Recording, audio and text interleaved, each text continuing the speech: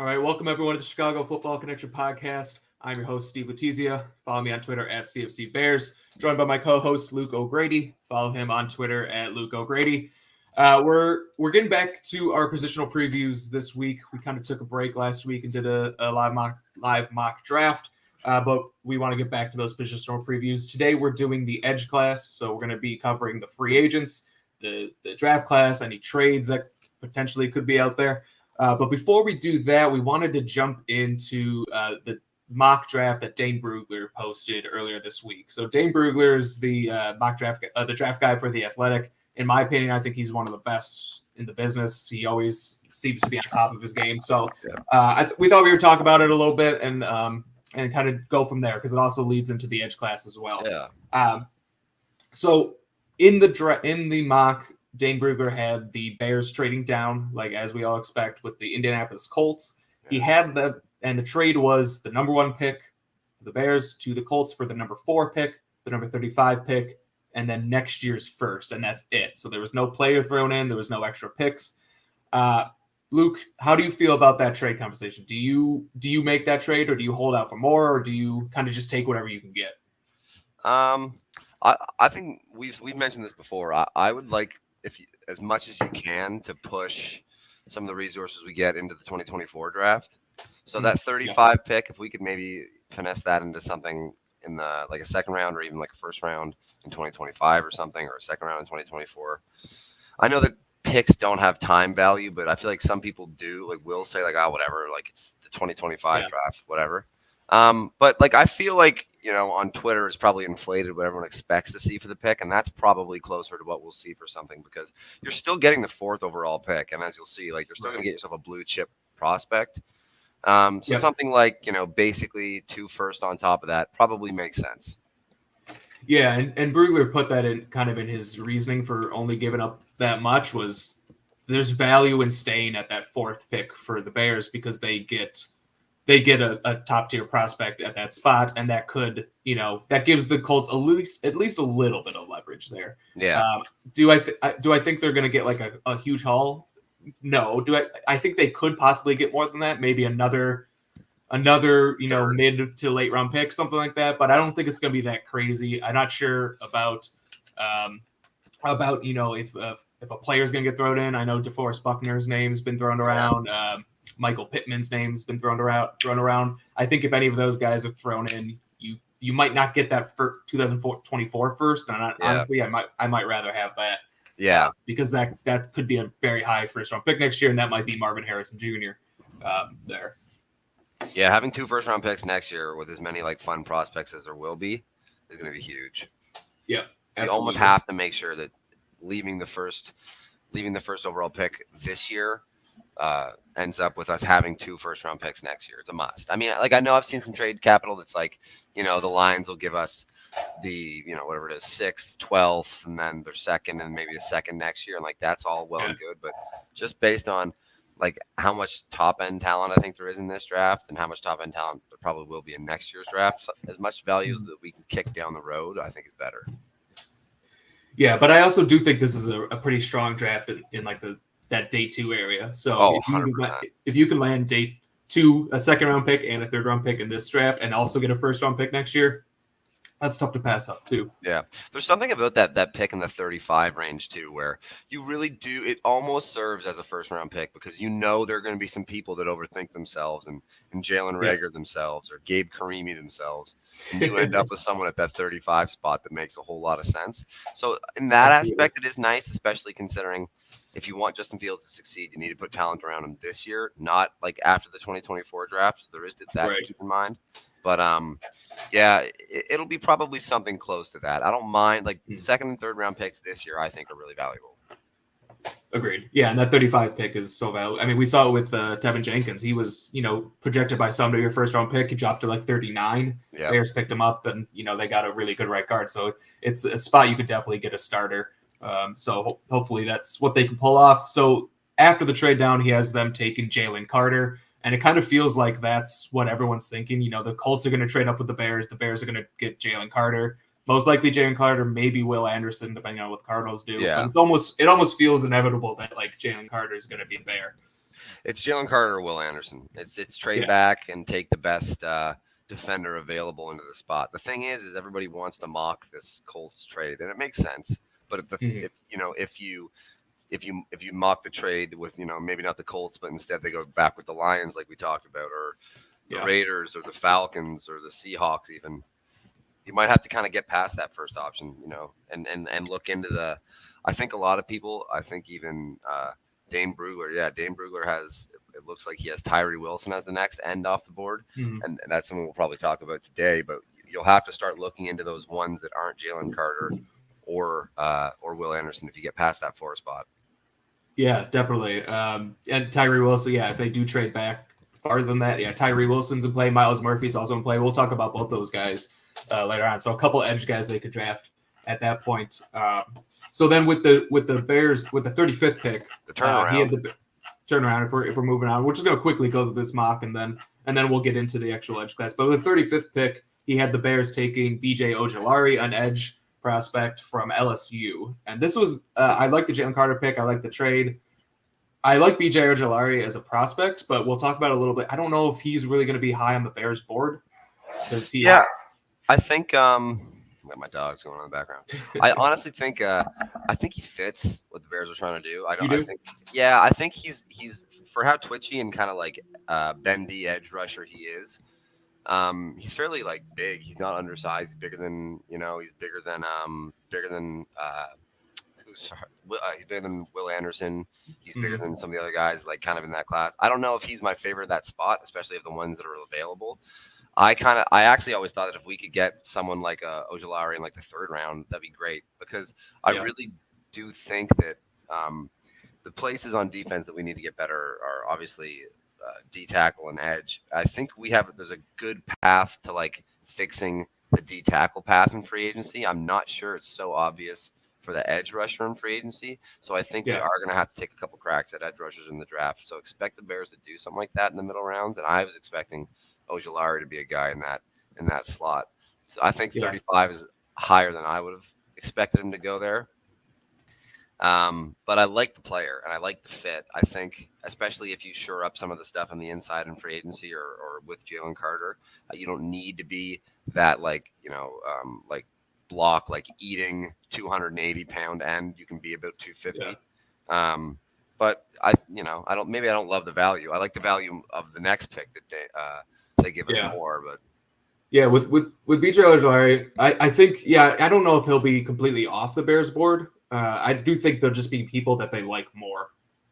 Because like you said, he's not necessarily undersized, but he's definitely not. I mean, he's probably in the 240s. Maybe he gets to 250, which is a little undersized for an edge. Yeah, I saw him listed as 250, but that could be the funny. Like that's what he's listed as.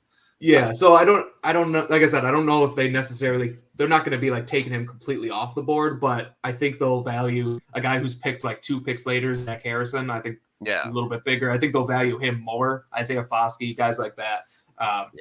But it definitely fills a need. And if they did go with B.J. Ojulari at the top of the second, I wouldn't hate it either, because he does have that bend, like you said, probably more bend than some of those other bigger defensive ends we've been talking a lot about. Mm-hmm. So then you kind of mentioned it earlier with the next pick. So with the 53rd pick officially from the Ravens, he had the Bears taking Cedric Tillman, the wide receiver from Tennessee. That's a good guy alert.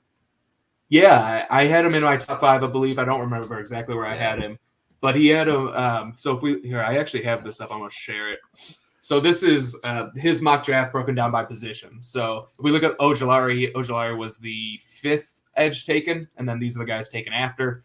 And then he had a lot of wide receivers taken. So Cedric Tillman was 1, 2, 3, 4, 5, 6, 7, 8, 9th wide receiver taken before the 53rd pick. So and then Zay Flowers was the 10th there. So yeah, Tillman is a guy we both liked. I believe I had in my top 5. I think he was like 6 for you, so he's close. He got squeezed out, but we both had Zay Flowers in our top 5 too.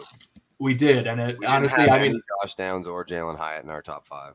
No, Tyler Scott wasn't even close to my top 5. I have to go back and take a look at him, because I watched him a little bit and he's good. He's really fast, but I didn't see a top 5, 6 guy. So that's kind of what I felt with Jalen Hyatt too. I mean, to be fair, there's speed kills and there's always a place for someone like that. Like Tutu Atwell, doesn't really strike anyone as a 100%. football player, but he's still just running streaks for the Rams.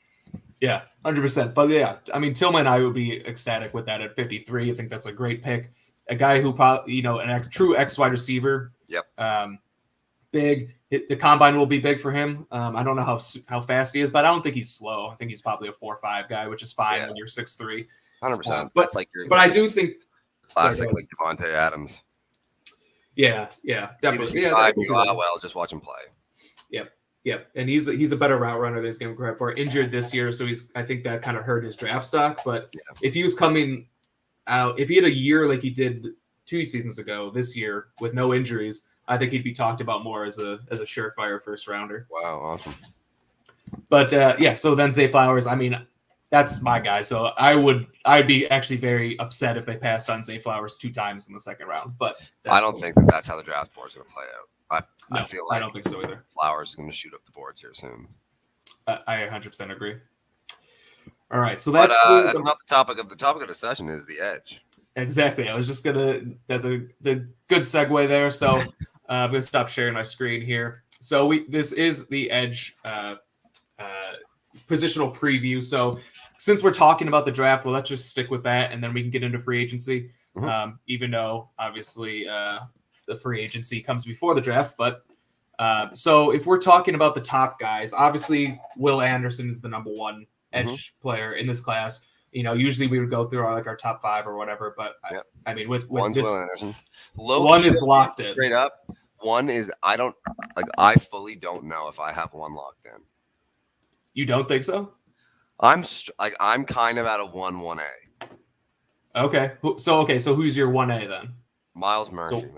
I'm a Miles Murphy fan. I don't see like if it wasn't for the fact that everybody's been saying that Will Anderson is the best thing since sliced bread for the last 3 years at Alabama, like Miles Murphy is just like a freak. He's exactly the size and specimen that you want at the position, but he's still his get off is insane. Yes. And he's just like that, despite the fact that he's that big, like 4'3" defensive end size, he still has some of that twitchiness and bend that you'd expect, that you need basically to be like a premier pass rusher, on top of the fact that he's as powerful and big as he is.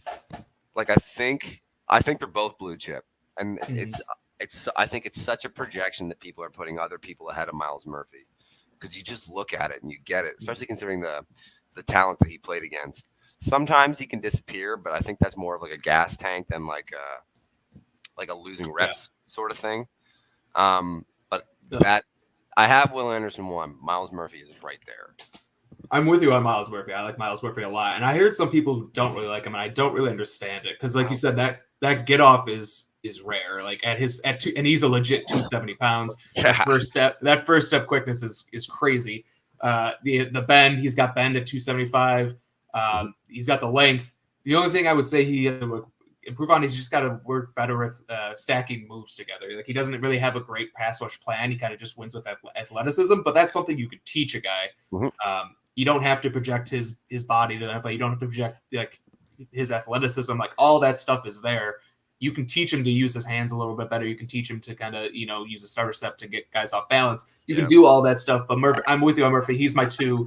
And with Will Anderson, he's my 1. But I will say I don't think Will Anderson is like a Nick Bosa, Joey Bosa, Aiden Hutchinson level talent. So. I think he's a step below that. I don't think he's those guys can't miss generational pass rushers. I don't think he's quite at that level, but I think he's right there, a step behind him, and is certainly to me the number 1 player in the class, and deserving of a top 4, 2 pick, whatever he's going to be. And if the Bears did come away with him, I'd be absolutely thrilled. Yeah, I think kind of to some extent, Micah Parsons has kind of paved the way for what you'd want to see from Will Anderson. Like Micah Parsons, like he came to the NFL and they were kind of doing like he can play off ball and like he can play edge rusher too. And then by the second year, it's like this guy's just an edge rusher. I think he was in coverage like 50 times this year. Like that's kind of like what we were doing with Khalil Mack back in the day. But it's like, I think for a lot of time it was like they looked at those undersized guys and like tried to do some of the stuff that the Cardinals were doing with some of those athletes they were drafting. And Micah Parsons was really like, I can be a little undersized if I'm as explosive and powerful as I am. because then if you can somehow generate that power moves as well as obviously having those speed moves, like you can make it like he has been, and I think that would be the blueprint for Will Anderson. Do I think that Will Anderson is the prospect Micah Parsons is? I don't know. Yeah, I don't know. I think he's still like a step below Parsons, because Parsons, when he was coming out, he went like 11th, 12th, something like but, that. I mean, that was just because people didn't really know how to use him. They didn't have that blueprint, like you said, and now I think teams do have that blueprint, a guy you can move around and really just use as a defensive weapon. Not really kind of positionless guy. And I think that's exactly how you'd want to use Will Anderson. I think that's how the Bears would have to use Will Anderson, because if you just put him with his hand in the dirt on the edge, 60 times a game, he's going to probably get some sacks, but he's not going to be as effective as if you moved him around and did interesting things with him. Yep, agreed. So we got LT Traveler giving out his ranking. So he's got Anderson Murphy as the top 2, just like us.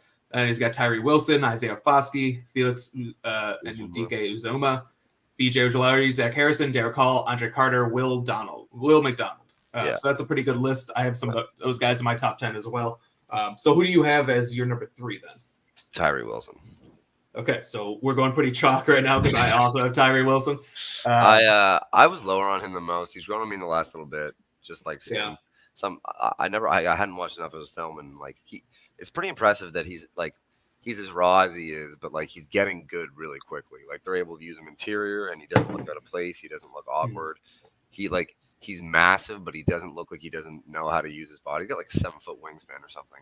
Yeah, it's crazy. But the thing with him is he seems like he's a bit of a projection, and he seems like right now, why you would draft him is you'd be drafting the guy that he flashes, and it's okay, I get that. You're going to get him into an NFL weight room. You're going to get him against NFL competition every day. It's iron sharpens iron, and you take risks on guys like that. But as it stands, I'm so high on Miles Murphy that I can't project him over him. But I think ceiling wise, he's I think it's ceiling wise, it's those 3 are kind of almost in their own echelon. I agree with that. Yeah, I was just gonna say the thing about Tyree Wilson the reason you draft him in the top 10 is because of his ceiling. Yeah. If you're drafting him to come in next year and get you 10 double-digit sacks, that's not going to happen. Yeah. But down the road, he could definitely be a 10, 15, 20 sack of the year guy, because he, like you mentioned, the wingspan is really what stands out. Yeah. I mean, it's so obvious. Off of him so easily that as far as a 4-3 end, he should be able to stop the run and set the edge for the next decade for whatever team drafts him, as long as they can get him to use that kind of size correctly. But and he does a good job. He does a good job converting speed to power, which not a lot of young guys can do, but that definitely helps when you have that 7-foot wingspan to get your 7 and you still have speed off the edge, though. It's fairly impressive, man. Yeah, it's really impressive. I do think, I think you mentioned it, he needs to get in the weight room a little bit and put on some good weight, especially in his lower half. His legs are real skinny. I don't think he's the run defender right now that he has the potential to be, because he's got real skinny legs and just needs to get a little bit more sand in his pants, as they say, and be able to stand up against double teams and stuff. But all the potential in the world. I don't know. I would struggle to take him in the top 10, especially when I think he ends up going ahead of Murphy. I would get. I know, just because of the athleticism and the potential that people. But I would take Murphy over Wilson 10 times out of 10. Yeah, 100%. I think Murphy's a freak, bro. I don't understand how he's not viewed as similar to Will Anderson, as far as just being a cut above or a blue chip prospect. Because I don't think that people view Tyree Wilson as a blue chip prospect. I think they view him as a really, really high upside freak kind of thing. Yeah, he's definitely in that second tier. He'll go from 5 to 12. Kind of Murphy will probably go in the same range. Yeah. But I do think Wilson ends up going before him, and maybe that'll, in 10 years, maybe that'll look like the steal of the draft, because like we said, he could be the best pass rusher from this draft if everything goes according to plan with him, and he gets into a position and a situation where he can learn and grow, and with a good defensive line coach who can teach him kind of some pass rush moves and everything like that. I think sky's the limit. Agreed. Yeah, I think that all makes sense. It'll be interesting to see how he tests. It'll be interesting to see how all these guys test. But obviously, how you look in shorts isn't extremely important. But it'll give you a good example of for especially dudes that aren't playing in the the toughest divisions. When they look dominant on tape, is it because they were just a better athlete amongst them, and would they be a better athlete amongst their peers in the NFL? And that'll be important for someone like a Tyree Wilson. But for both, for all three of the guys we mentioned. But yeah, I do think the combine will, especially for at the edge class, combine is actually like the combine is more important for different positions, I think, and I think edge is one of the positions that it is pretty important for, because you need to show that you're an elite athlete. Maybe offensive line, it's not as important, other positions, but I think edge is one where you really look at that. The 40 times important, but the 3-cone drill is a good one to show kind of change of direction and maneuverability and agility. And you kind of want to be under that 7-second 3-cone drill. So that'll be really important for these guys. And that could be a separator for Murphy and Wilson. Maybe Murphy does put himself in that conversation with Will Anderson, or maybe Wilson does kind of jump Murphy in our eyes. Who knows? But that's also a good segue to my 4th ranked guy, who I think is also going to have a really big combine, and I think he's being overlooked. And this is probably where we're going to start differing, because those top 3 guys are pretty locked in. But Zach Harrison from Ohio State. See, I knew you were going to say I'm actually fairly high on Zach Harrison too. Okay. If he's not my, I don't think I'm going to put him at 5, but I put him at 6. I love him. Mm-hmm. I think. I'm having a hard time finding very much wrong with his game at the moment, to be honest. Yeah, I don't understand. He's kind of like Murphy. I don't know why people are talking about him. He's actually a very similar player to Myles Murphy. So if you like Myles Murphy, you like Zach Harrison. Similar size. He's got the same similar get off. He's got the length. He's gotten better every single year, and he plays at a premium program. Ohio State. I don't understand why people aren't kind of jumping on him more. Zach Harrison's talented too, man. Like he's not just like a man amongst boys out there. Like he beats people with skill, and like he'll set you up for moves, and like he's really, really fun to watch. He's going to be a great player in the NFL. I love that pick at number 4. I'm even maybe talking myself into putting him at number 5, and I'm taking a bit of a risk at my number 4. But I think Zach Harrison's awesome. I like Andre Carter at 4.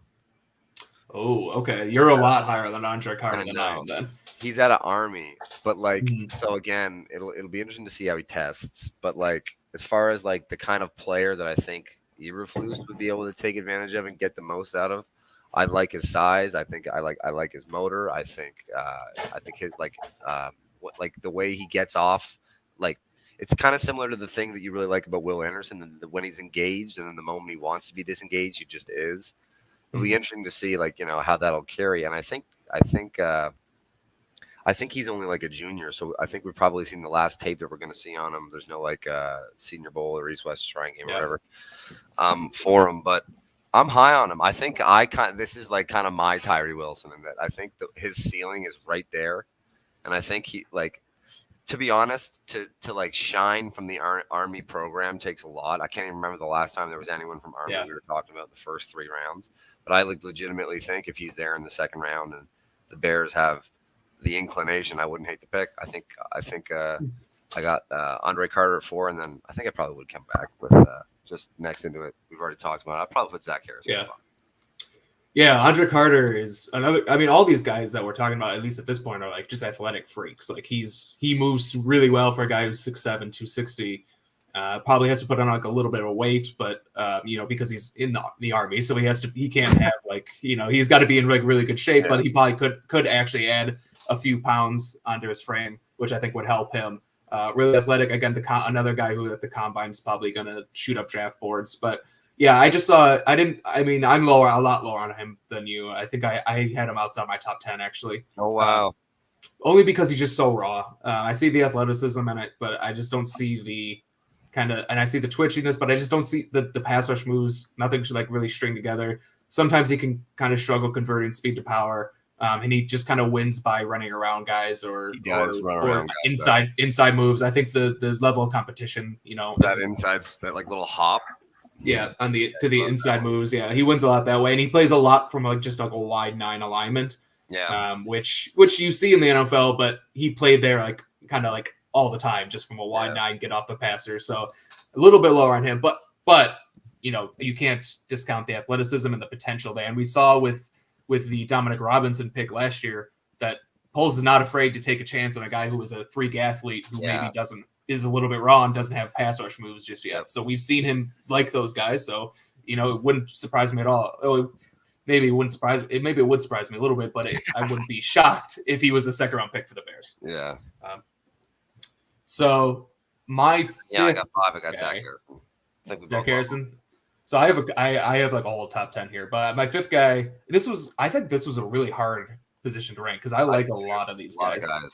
Especially considering the other guys that I'm so like dialed into thinking like, okay, we need that 4-3 that when I'm like looking at guys that probably might be higher, and I see like, how like I see basically like, that Micah Parsons or Will Anderson has, but like even dude, there are some guys in this thing that are like 230. Yeah. And it's like, yeah, that's actually a good point. Like, because I think like Nolan Smith from Georgia is a exactly. really, really good player. I didn't put him in my top players because the Bears aren't going to take Nolan Smith. No. So, but he would probably be like edge like 2 or 3 or 4 for me probably, but I don't have him on the list. Same thing with like Will McDonald, which LT Traveler mentioned. He's smaller guy. I don't think the Bears would be interested in him. Nick Hampton, Byron Young, guys like Byron that. Young I like too. Where's he? Texas, Tennessee? Tennessee, but he's another guy who's like 230 or something. But he's good. I mean, all those guys are good. All right, but my fifth guy is a guy who's a little bit under the radar. I think I don't know if I'm pronouncing this right. Laiatu Latu. Yeah, from UCLA. From UCLA is really good. I know. He's so good. He's probably one of the more advanced pass rushers, I'd say. Maybe not the greatest athlete. I don't think he's a bad athlete, but he's definitely not an athlete like we've been talking about these other guys. But he uses his hands really well. He uses his length really well. Yeah. And just knows how to rush the passer. And I think he's going to be – he only had 1 year of production in college. I don't really know what the story is there. I know he was at Washington and then was like out of football. I don't know if it was injuries or what. I have to do more research. But he just came back this last year for UCLA and absolutely dominated. Yeah. So he's a guy I'm really excited about. One time, but I remember they were using them all over the place. Mm-hmm. They had been like they 1 and 3. They played them. They played them off ball. Yeah, 5 technique, 3 technique, 9 wide 9, everything.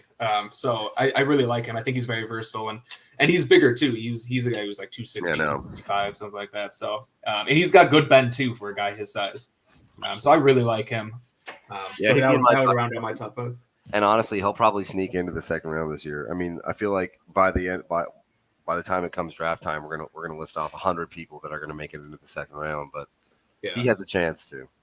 This is a really good edge class, and in that second round, you'll have Harrison, Latu, 2 other guys that my 6 and 7 guys, Lucas Van Ness and Keon White. Those guys are going to be there in the second round. I honestly thought that Keon White would be. It's funny. I found it funny that they listed him as an edge rusher. I kind of always saw him as an interior rusher. At least that's how I thought he was used. So he's like 285 pounds. So he's a bigger guy. But they used him on the edge. They used him as this 3 technique. They moved him all around. But I think he's got it. I mean, he's another guy who's an athletic freak. Yeah. I think he is a guy who you play on the edge. He could, And then you move him inside to a 3 technique on passing guys. And I really, really like him for the Bears. Because he might not look like it when you watch him, but you have to remember when he's doing all this stuff that he's 285 pounds. Yeah, and he's doing stuff that other guys are doing at 260, or other guys are doing it like 240. I know. So I think he's just going to absolutely blow up the combine. So I like him a lot too, and I think he's another guy who's going to get stuff done. I know Lucas Van Ness, who was my 6th guy. Brugler had him going from Iowa. Brugler had him going like top 20. So really, I saw it and I just went straight Bears stuff. I will say though, I was surprised. Just getting back to the mock draft a little bit, I was surprised how much early cornerback love he gave out. 2 in the top 10. Yeah, Joey Porter snuck into the top 10. Yeah, there was like what? It was like 10 or 12 cornerbacks drafted in the first 2 rounds or something like that. Cornerback at edge, there was a lot of guys. Really? He also drops Brian Bresee or I've heard a million different pronunciations. We'll figure it out eventually.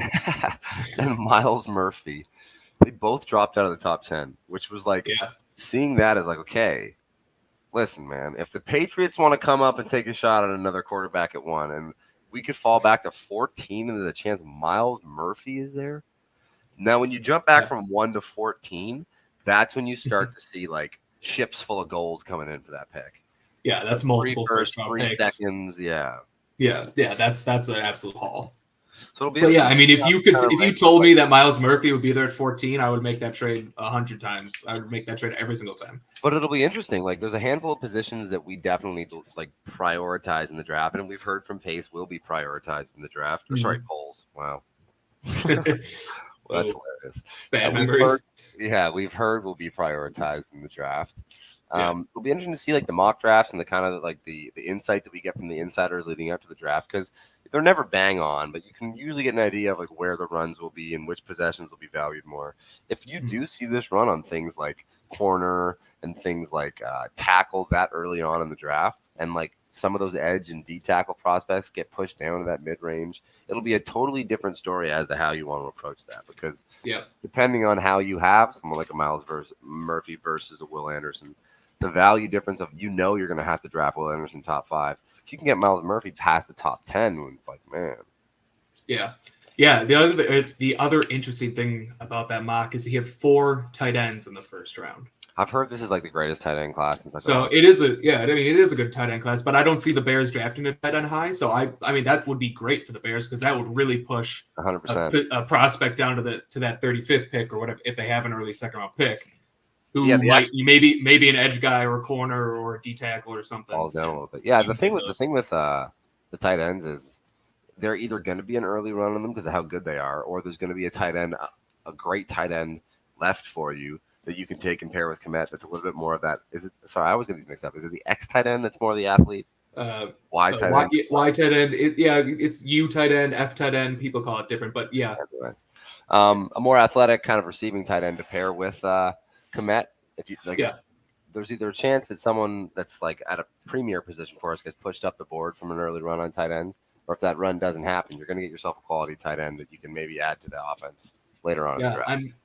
I'm all for that, especially if obviously the Bears need pass catchers, and if it's a weak wide receiver free agent class. And some people think it's a weak wide receiver draft class. If the board just doesn't fall your way and you don't get the wide receiver you want, grab another 100%. Receiving tight end and just hope for the best there. And that's not a terrible idea at all, especially in a strong tight end class. If you expect to see some increase in the offensive line, and that alone will help the offense move more. If you can survive a year without, another blue chip wide receiver, you can get one in the next draft, and then you'll be happy that you had the tight end that you decided to take. Absolutely. But back to edge, because we keep on getting off topic, which is fine. But this is the edge one. So just before we move on to the free agents, do you have any other guys that you like maybe later? I put up a list. Guys that I didn't get to say that I like. Yeah, just anyone. Bill McDonald, we talked about. We talked about Zach Harrison. Jared Verse from Florida State. We'll probably sneak Verse went back to college. That was a surprise. No. I know. I liked him a lot. Actually really good. He would have been maybe above Wilson for me. I think he would have been third. Really? Oh wow. Yeah. I mean, he's. I think he's like that prototypical. Yeah. Well, I mean, I suppose it doesn't really matter. Let's not get into him. Jared Verse will be a great player for 2024. Keep your heads up. Yeah. Keep an eye out for him. I think he was like small school, and then he went, and then he switched to Florida State. Yeah. Anyway. Yeah. I mean, that's really it. Like I said, Byron Young is another one I really think is good.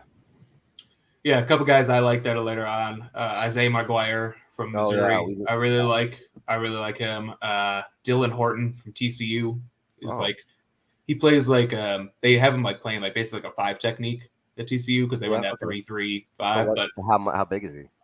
He's big. He's 270, 280. Okay. He's big. So like him. O'Shawn Mathis from Nebraska. He's a transfer from TCU to Nebraska. He's good.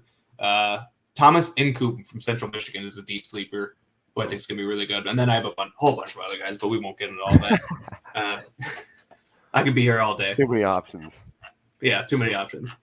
All right, so that's the draft class. Like I said, I think it's a very deep draft class. They should be able to get someone. If they do miss out on Will Anderson or Miles Murphy, if they go Jalen Carter in the top 10, there'll be guys in the second, there'll be guys in the third who I think can, start right away or at least make an impact right away.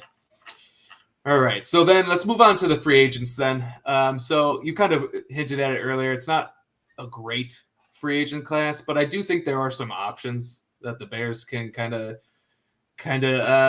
go with. The top guys probably Marcus Davenport. Yeah, that's the one you see said all the time.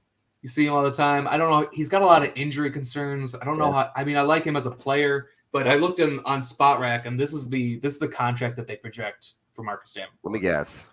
Oh yeah, go for it. He's gonna get 20 for sure, at least. I bet you probably gets 24 for 5.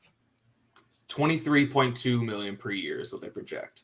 Yep. 4 years, 93 million. 23.2 million per year. That is money. Crazy. Got money. Yeah, I mean, we got money. We have his edge rushers. That's a very good point. It's a very good point. So yeah, Davenport will definitely be in play. I just don't know. I guess if he wasn't injury prone, he wouldn't be hitting free agency because guys who can rush the passer and sack the quarterback don't hit free agency. So I guess that funny makes stuff sense. going on in New Orleans. They've said that they need to do whatever they can this year to kind of like for the last couple of years, it's been cap hell. And their owner came out and said we need to regress to kind of like the mean, and like kind of take care of that. So I'd imagine that probably means letting someone like Marcus Davenport walk. It probably means too that maybe they'll do something on the Michael Thomas front, which is something we could probably have to talk about if it happened because it might be. Yeah. But either way, I think that injuries definitely play into it. But him hitting the free agent, I think, is more of an indictment of where the team's cap situation is at, rather than him as a player. I don't know if he's the perfect fit for what we're trying to do in the 4-3, for example. But I think, like from hits principle point of view, I think he's I think he's got a good motor and he works hard and. I'd be willing to throw the bag at him just because you have to start instilling some talent into that pass rush room eventually. And we've heard polls say that it's a priority to rush the passer. Yeah, I'm okay. I guess that you kind of talked me into it. I'm okay with taking the risk because we have to spend the money. And like you said, the Saints let him go is not an indictment on him. It's their cap situation. They absolutely need to reset and rebuild and everything. So. By the same when a guy like this comes available, you kind of just have to jump at him. I know, but there also are other people that say, "Oh yeah, you need a pass rusher." Marcus Davenport had half a sack this year, and you're like, "Yeah." Did he really only have half a sack this year? I think that's all he had. I mean, I haven't paid attention. We're both just frantically googling it. I'm pretty sure that's all. I'm absolutely googling it right now. Let's see. I think it does lay into the fact that you are correct. I don't think he was playing very healthy all year. Yeah. He didn't even. He only had half a sack this year in 15 games. 9 games started, but he had 9 sacks last year in 11 games. He's actually never played more than 13 games, which is a little scary. Now I've talked myself out of it. I don't want to give him. Well, listen, I think people would look at him as probably the marquee free agent at the position. So he's going to get a big bag. The talent is definitely there. It's just a matter of staying healthy. So maybe you can put some incentives in his contract, for games played or something. I think you have to. I think he kind of has to expect that too. How open would you be to signing a 35-year-old free agent? I am very open to that. I actually have some guys listed here because I have put guys in like territory, like the free agents, some buy low candidates, and then old guys is what I have it. So guys, you maybe get on a 1-year contract. Who are you thinking? Probably going to be some ones that like fans will stick their nose up at because it feels like people always look at this guy as a bounce around free agent. But to some extent, if you wanted to add a Melvin Ingram or a Justin Houston to the room, those guys are never bad football players. They're never bad. They're never bad. You'll get them for a good deal. It's some veteran leadership within the room. I'd be fine with that. I think of the old guys, the best option available is Brandon Graham. Mm-hmm. But I don't know, did they let him go? He's still playing elite. He's been on the Eagles his entire career. He seems like a guy that's either an Eagle or retires, but would love that. I had Melvin Ingram and Justin Houston on my list too. I think it's a great idea to get some veterans kind of intermixed with. You're going to have to give out some big contracts, but getting some veterans on 1-year deals is a great idea. And Justin Houston, did he overlap with Eberflus in Indianapolis? He must have. Yeah, he might have. Yeah. He must have. So, I mean, he's obviously familiar with the scheme and with Eberflus, so that makes all the sense in the world. But, I mean, he's not going to be a double-digit sack. None of these guys are going to be double-digit sacks. Maybe Brandon Ingram, but Melvin Ingram or Brandon Graham. Melvin Ingram and Justin Houston probably aren't double-digit sack guys, but can provide some situational pass rushing ability. And also mentor Myles Murphy or Will Anderson or even Dominic Robinson. Who's already on the roster and kind of help them take that next step. So I think that's a great idea. Another guy, Robert Quinn, free agent. Yeah. Also out there, familiar. He liked his time with the Bears. I actually wouldn't rule it out. He's obviously not going to get a huge deal. Like, I wouldn't rule it out.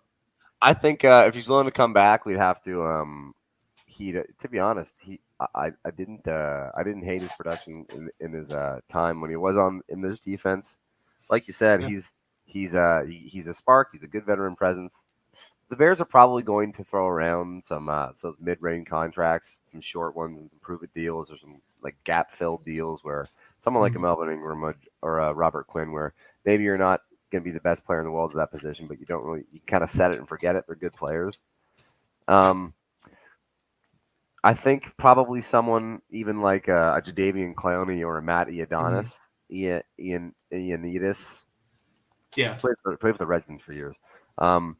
I think those guys might even make more sense than a Robert Quinn reunion. I do love Bobby Quinn though, man. I think it'd be fine. I mean, I had no ill will towards Robert Quinn. I mean,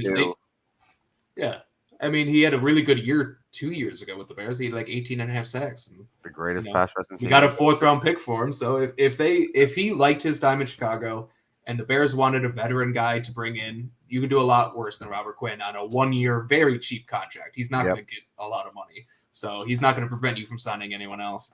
No, that's a good point. No, I do think I think Jadeveon Clowney is someone to look at as well. I think he's always been an amazing run defender, which we had some issues with. And he's never been like a liability rushing the pass either. If you can add some talent to the interior to make his job a little bit easier as well, I think if he's looking to go get himself some money, and it's like if we can give him like a 2-year, $15 million contract or something, I wouldn't mind having him on the spot. No, I agree with you there. I think he'd be perfect because, just like you said, he's a great run defender. And I think that kind of gets undervalued at edge rushers because everyone wants the sacks, obviously, and you pay for the sacks. But it's nice to have a guy who can really make it. Like, Jadeveon Clowney isn't just good at stopping the run. He's like a difference maker stopping the run. 100%. So I think that would make all the sense in the world to bring him in. Other guys, kind of guys who might make a little bit more money, Yannick Ngakoue. Spauer Academy about $14.8 million a year. I probably like that contract better than the Davenport contract, to be honest. Yeah, I'm kind of. I have a feeling that Yannick Ngakoue's like best days are a little behind him. Yeah, I mean he's not that old, is he? He's like 28. He's not. I know. It just doesn't feel like he's been the difference maker that he was like back. I agree with you. And he already isn't a great fit at the outside line. At the 4-3 outside linebacker, 4-3 end position for us. Yeah, I know. I feel like I've seen that a lot. I don't know if I love it. I think someone like I think he's supposed to be a free agent this year. Charles Omenihu. Yep. Yeah, he's a free agent. He played for the Panthers for a long time. And he's having a really nice season with the 49ers this year. I think he's actually the guy that fully changed that 49ers game. He forced that fumble when who were they playing? He forced the fumble in the 49ers game when they're driving against the Seahawks that got recovered by Bosa. That basically turned that whole game around. But he's a good player, and I think he's another one that's like, as far as the hits principles, he's a hard worker that won't really be a liability on either end. I think we both kind of agree that all the guys we're mentioning here are the guys that you grab so that you don't have to worry about with that position, but they're not necessarily going to be game changers. You kind of have to look for those game changers in the draft. Mm-hmm. But someone like because none of these names are extremely exciting, but if you were able to add like a Charles Omenihu or a Jadeveon Clowney or maybe Justin Houston, Marcus Davenport, Melvin Ingram, all those guys would be guys that would make that room way better, way more stable, and would allow like other people to not need to be superstars, could just do their role kind of thing. Yeah, I think that's a good point. None of these guys prevent you from taking an edge rusher in the top 5. Like Will Anderson is still on the board. If you sign any of these guys, you can still double up on that position and really kind of change your pass rush in 1 year. Same, or even at the top of the second round, it's not going to prevent you from doing that. But another guy, Charles Omenihu, is a guy I like a lot. I think he makes a lot of sense because he has the size to play as the 4-3 DN. He can also kick inside and rush the passer from the inside too. So, and we saw that the Bears liked doing that. They did that a lot with Dominic Robinson and Travis Gibson. They moved them inside from time to time, and Al-Qadim Muhammad. So I think none of those guys are are super big. So I think getting a guy who's maybe a little bit bigger and doing that with him would be appealing to them. Yeah. Another guy I like, two guys I like. There's Samson Ebukam. Oh I yeah, believe he's on the 49ers, I want to say. yeah. The Rams for a bunch of years. Yep. So he's a solid pass rusher. He probably, Spotrac had him at 7.7 million per year. So a guy is not going to break the bank, but maybe a guy who can be pretty good. And then a guy I actually really like, and I just realized he was a free agent today, is DeJuan Smoot from the Jacksonville Jaguars. He, I was looking at his stats today. This year he had 5 sacks with 0 starts. So this is all from like a backup role. 6 sacks last year, 5.5 sacks the year before that, 6 sacks the year before that. All again from not starting many games, just as a reserve. So I think he's a guy who's only 27. Like, you could sign him. He's shown he can get off of the passer, and just maybe with more playing time, he can take that next step and maybe get to 7, 8, 9, 10 sacks a year. So he's a guy. I was actually surprised with Spotrac's prediction for him. They predicted him to get 13.7 million a year, which is a lot higher than I thought. Interesting. What did they have? What did they have Aminihu at? They didn't have one for Aminihu. They don't have it for everyone. But that's they didn't have one for Clowney either. Yeah, the fact of the matter is those might not sound like exciting numbers, but our entire defensive line last year had less than 6 sacks. So yeah. So he would have been the best pass rusher on the Bears. He would have been the whole team put together better, and he was coming off the bench. Yeah. Anything we can do to instill some competition and some talent into that room will make this team so much better. Absolutely. Yeah. But again, I think this isn't really our the Bears' avenue for adding a star. If you need to add a star, it's going to be finding that you drafted a star or trading for one. Yep. Yeah, and I tried to find some guys who might be available in trade. I didn't really see anyone that really jumped out at me as like a trade candidate at this position.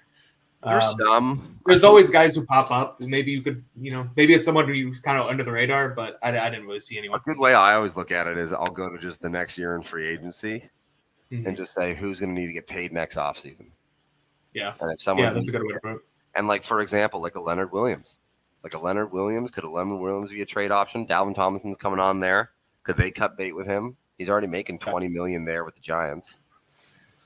Another one guy who's a free agent, Brian Burns. Yeah. Oh, Brian Burns. Yeah, that's a good one. How much it might cost to get him? I don't know how much the Panthers are trying to get up to the first overall pick, but if we did any business with them, it would have to include Brian Burns because he's a young freak that's going to need to get paid in 2024. And I know that apparently the Rams offered 2 first-round picks to get him, which is insane now, thinking it looks like they might just blow it up. Yeah, really. But so that's maybe a little steep, but you never know. I like Brian Burns a lot. So if they can get him, I can't believe they turned down 2 first-round picks for him because they were rebuilding. I like Brian Burns, but that's a lot for anyone. You take that. Take that. Literally. Yeah. But that would definitely be an interesting one. Yeah, I wonder if they swap 1 and 9, you get 9 and Brian Burns. I don't know if you get much more besides that, but that might still be worth it. How is Brian Burns worth that much though? Sometimes it's I like the player. It's man, we can talk about this another time. It's kind of like the Roquan Smith stuff going on. It's I like Roquan Smith. Was he the best linebacker in football last year? Absolutely not. No. What is going on? I have that's so true. It was, he didn't even have his, he was so good the last few years, and he didn't even have and he never made an All-Pro, never made a Pro Bowl with the Bears. Then he goes to the Ravens. 22. Now he's the best. He goes and half a year is the best linebacker in football. That doesn't make Watch sense. Fred Warner play. Yeah. But I agree with you. It's I like the player, just the compensation or the public opinion does not line up with it. And then is any player worth 2 first-round picks? Probably not. Even if they're not throwing it. Exactly. No non-quarterback is. Yeah. And Poles has said that that him and the team try and match up evaluation with valuation. But they've said that pass rusher is one of those premium positions, and it's something that they'll probably kick every tire that they can to try and address that. Yeah. We also saw it with Khalil Mack. because that was Khalil Mack is a hell of a player, and he was a hell of a player for the Bears. Was it a bad idea to probably trade for him when the Bears did and what they gave up? Probably, but he was a hell of a player and really, really good. I'm not even sure if it was a terrible trade. The trade would have been a totally fine trade if Mitch Trubisky was Deshaun Watson or Patrick Mahomes. Yeah, that's true. So it's important to keep that. That's true. That's a different conversation, though. Yeah. But yeah, that's some really other guys. Yeah, some other guys I liked that I just noticed, and that they were, guys who are going to get like 1-year deals who maybe just take a flyer on them. Cleveland Farrell. Yeah, I had the same thought. I don't mind take a chance on him. Yep. Yeah, Arden Key, LJ Collier was a first-round pick of the Seahawks a few years ago. I actually really liked him. He was supposed to be like a third-round pick, and the Seahawks took him in like the first round. Yeah. I think expectations were kind of blown out of proportion for him, so he had a tough time in Seattle. But I think a guy you can kind of get on a 1-year buy low, hope he rebounds kind of deal because he has talent. That's a guy I think could make sense to bring in on a non-guaranteed contract kind of guy. Yeah, that's kind of where Poles has made his money. I mean, none of them were real smash hits for us this year, but I appreciate the process of just giving short-term, like medium money deals to people that you think could be answers at positions, but you're not really willing to commit to. Someone like Byron Pringle, maybe he wasn't the answer, but that's a contract that I don't hate, and I'd allow the Bears to do again. So if they had a couple of those in the bag at the edge position, that would be totally fine. It's an important position, and it's one you probably can't afford to just take one swing at. Absolutely, and I don't think they will. I think they do sign one of these big guys and then also draft a guy pretty high.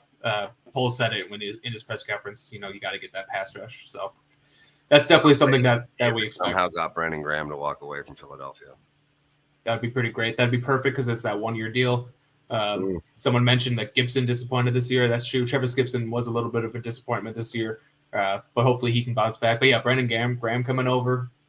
That's great. That would probably because you can get Graham and another guy too, because he's not gonna. The Spalrack had him at just 1 year, $3.3 million. So, Brandon Graham, yeah, 3. Yeah, I thought that was low too. He's gonna get double digits for a joke. I guess maybe the mindset I agree only getting him for a year, but he's like legitimately premier and it's been that way for 8 years. Yeah, I agree with you. When I saw 3.3, I was like, what? I was a little confused, but BG, he'll probably get $10 million. Yeah, but even so, the Bears have that kind of money for 1 year. They can absolutely take it. Yeah, double it. Yeah. All right. Did we cover everything? I think so. I think that's draft. I mean, trades are a little bit nebulous. They kind of sometimes those are the most surprising moves that you'll see in the NFL. Like I don't think anybody thought when like last offseason when people were rattling off who should be a good target for trading for receiver, no one was like, well, Tyreek Hill must be available. That's a very good point. You never know if for whatever reason someone like a Max Crosby becomes available. Yeah, no, you never know. And I think Poles will do whatever it takes to, improve this roster. It's not just going to be free agents. I do think they make a trade this offseason, maybe not for a top guy, but maybe, a swap of guys or something like that. So, I mean, there'll definitely be a lot of trades in the Bears in this offseason. Yep. But when they happen, we'll keep you updated here. We'll definitely do another podcast next week. Continue the positional preview going. I don't know what position we're going to do yet. We'll announce that sometime in the next few days. DB could be DB. No, that's a QB. Like that. Oh, QB. I don't think we're going to do QB. We don't need one. We don't need one, which is weird to say. But we'll talk about that, and we'll let everyone know what we're doing next week. So we'll talk to everyone then. Have a great week, Bears fans. Bear down. Bear down.